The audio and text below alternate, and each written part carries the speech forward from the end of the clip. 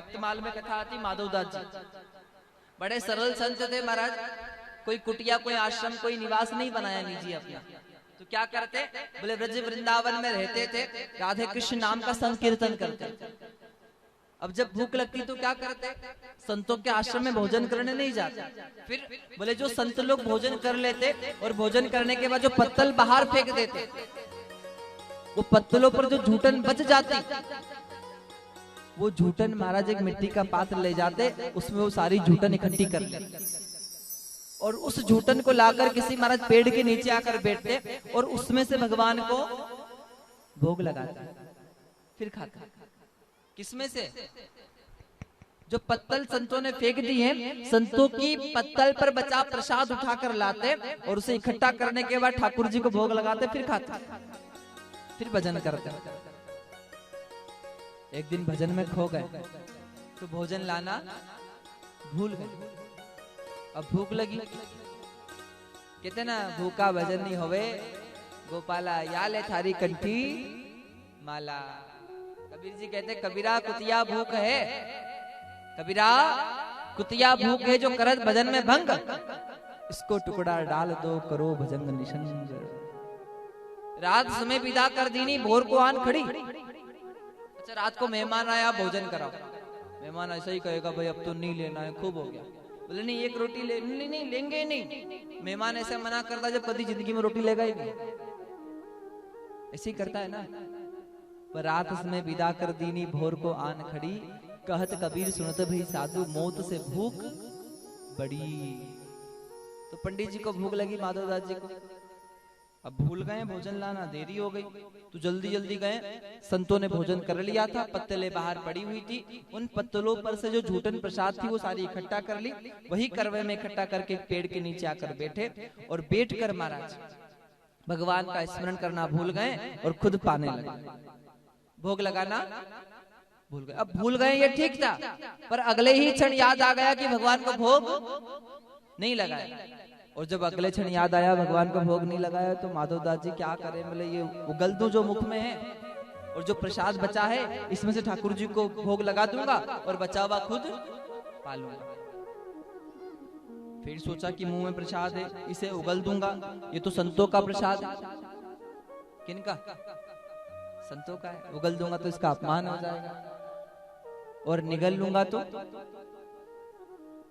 भगवान को भोग नहीं लगा। अगर पाल लूंगा, स्वीकार कर लूंगा तो भगवान को भोग नहीं लगा। और महाराज अगर उगल दूंगा तो साधु का प्रसाद। ना उगल सकते हैं ना ही पा सकते हैं। रोने लगे, आंख में से गंगा यमुना बहने लगी।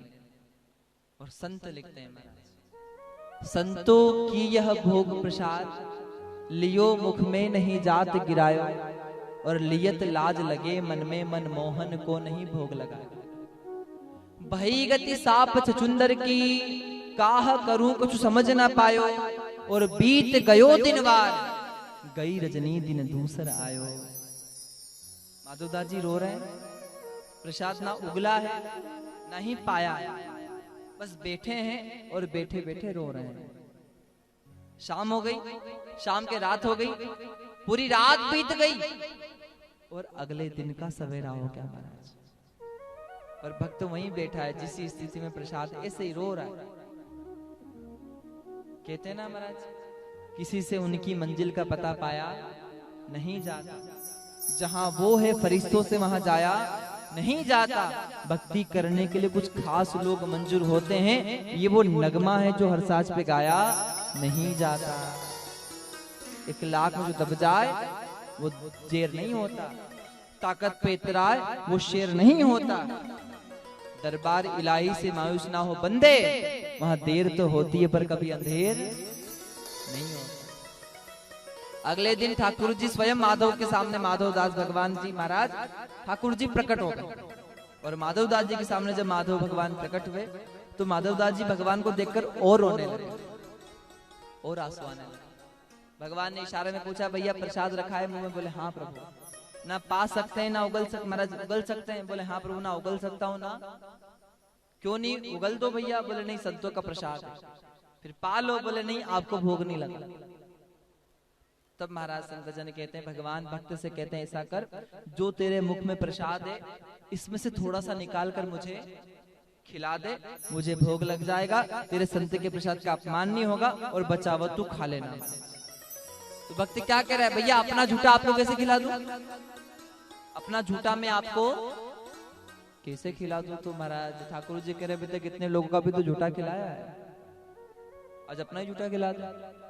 बोले नहीं, अपना झूठा तो मैं आपसे नहीं खिलाऊंगा। और जो प्रसाद था वो सारा का सारा माधवदास जी पाने लगे। जब सारा प्रसाद पाने लगे तो छीना छपटी हुई और माधव मगन बहे। जब माधव ने समझायो और प्रसाद गिरियो जो जमीन पर, दिन बंधु ने बिन बिन करके खायो। बोले भक्त वत्सल्य भगवान की छीना छपटी में जो प्रसाद गिरा था वो भगवान ने खुद हाथ से उठा कर पाया।